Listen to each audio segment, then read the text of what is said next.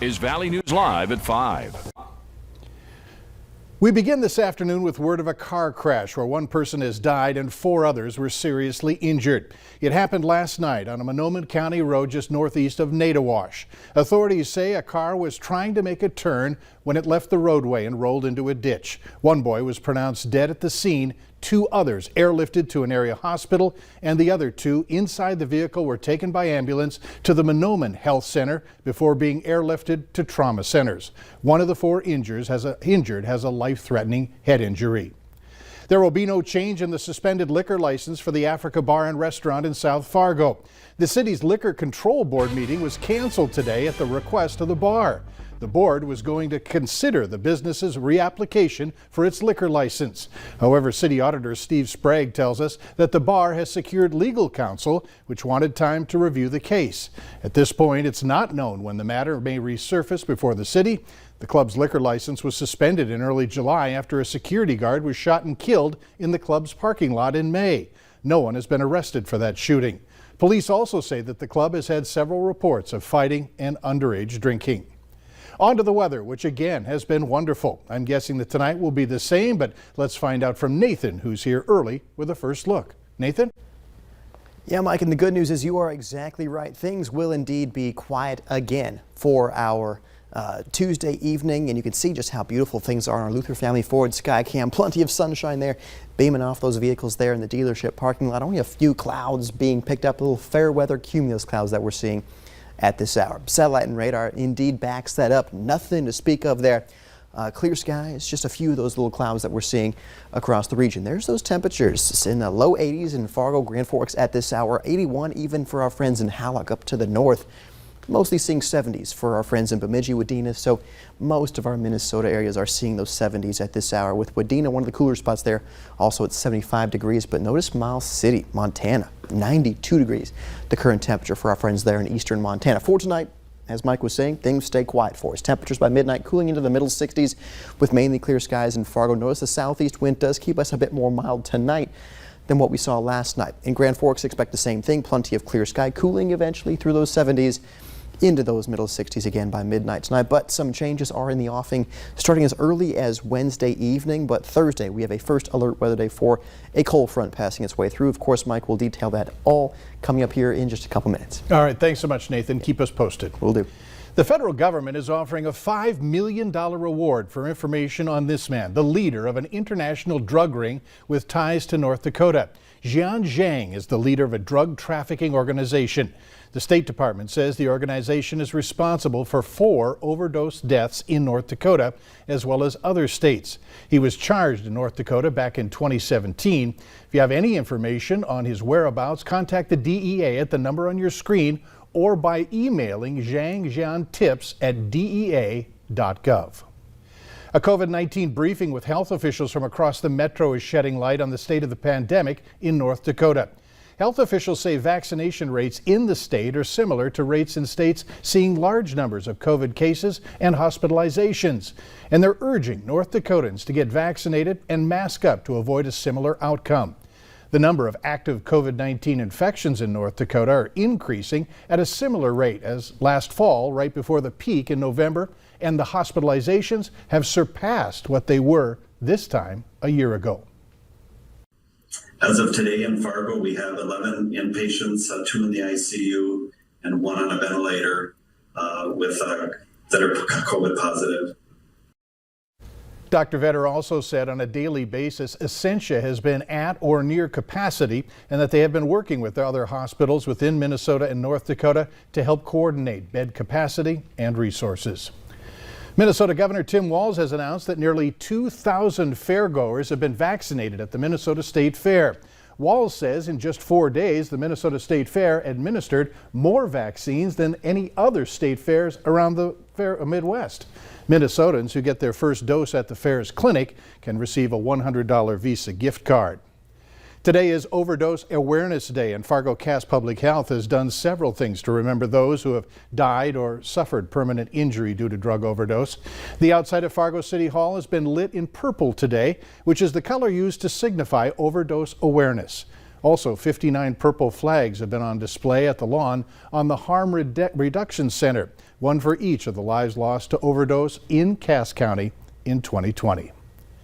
America's longest war is officially over, and it ended much like it began, on a note of grim resignation. Some 200 Americans remained behind when the last U.S. plane left Afghanistan. Today, as Taliban fighters celebrate their victory, President Biden addressed the nation to explain his determination to stick to the pullout deadline. Alice Barr has the very latest. Snapshots from the end of a 20-year war. The last U.S. soldier boarding a plane to leave Afghanistan. The final diplomats carrying the American flag. As Taliban militants celebrate in the streets and comb through equipment the U.S. military made inoperable before leaving, President Biden addressing the nation today. We succeeded in what we set out to do in Afghanistan over a decade ago.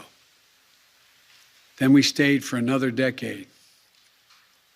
It was time to end this war. The president faces fierce criticism for the deadly chaos of the final days in Afghanistan and for sticking with his timeline, despite leaving as many as 200 Americans behind and thousands of Afghans who worked alongside the U.S. I believe there should be accountability for what I see as probably the biggest failure in American government on a military stage in my lifetime. President Biden defended the evacuation, calling it a success that brought more than 124,000 people to safety. He vowed to keep working to get everyone out while insisting America is better off without a lasting presence in Afghanistan. I firmly believe the best path to guard our safety and our security lies in a tough, unforgiving, targeted, precise strategy that goes after terror where it is today. The president honoring the 13 U.S. service members killed last week in a terror attack outside the Kabul airport. The fallen joining more than 2,400 U.S. troops lost in a bloody conflict that's ending how it began, with the Taliban in control of Afghanistan. In Washington, Alice Barr, NBC News. The president has been counting on having public opinion on his side over his decision to leave Afghanistan. A new poll finds a majority of Americans do support the withdrawal, but also disapprove of how he has handled it. New DNA technology will be able to help the New York medical examiners identify remains from the 9/11 attack. There are still more than 1,100 remains that have not been identified. But the New York City Medical Examiner's Office can now use cutting-edge DNA technology called next-generation sequencing. The technology is already being used by the Department of Defense to identify remains from World War II, the Korean War, and Vietnam. The remains from 9/11 were so deteriorated that more conventional DNA technology wasn't able to identify them. Grandparents love to spoil their grandkids, right? Well, one North Dakota grandma is taking it to the next level by spoiling any child she encounters. Reporter Michael Anthony has the story of Grandma Cindy. When Grandma Cindy goes shopping, she's not always looking for groceries. Sometimes she's trying to brighten up the lives of any child she meets. It's just that they're not expecting anything at all, and so when you do it, you think you gave them the world.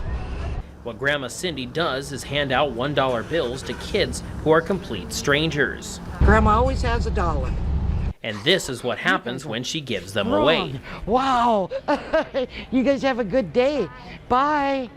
It's not hard to have a good day when you receive money from complete strangers. I've just ran into her at the grocery store a handful of times, and she always gives my little girl $1. Oh, I love it. They love her. They love to see her. She's a great part of our community. Grandma Cindy's story of sharing began in 2016 when she and her husband faced life-threatening ailments. With her family by their side, they recovered, and thus Grandma Cindy was born. The good Lord saved me. He saved my husband, Jim, and I just had to do something to make me different than what I was before. Cindy's daughter, Carrie, often accompanies her mother on Goodwill tours. She's my mom, and I'm really proud of her. No matter where she goes, Grandma Cindy is usually greeted by familiar faces. Liam, woo woo, Liam. She always makes sure to keep a few bucks on hand when meeting new people. In Williston, I'm Michael Anthony, reporting for your news leader. Grandma Cindy estimates that she's given away more than 1,000 $1 bills to children since her injury. Power is still out for more than 1 million homes and businesses today in Louisiana. Still to come on Valley News Live at 5, the latest from the Gulf region, where the death toll from Ida continues to rise. High temperature today moved into the 80s for a good number of us, 70s across Minnesota. More warm weather is on the way, but a cold front coming through could shake up our forecast. First alert weather day for Thursday. We'll break that down for you next.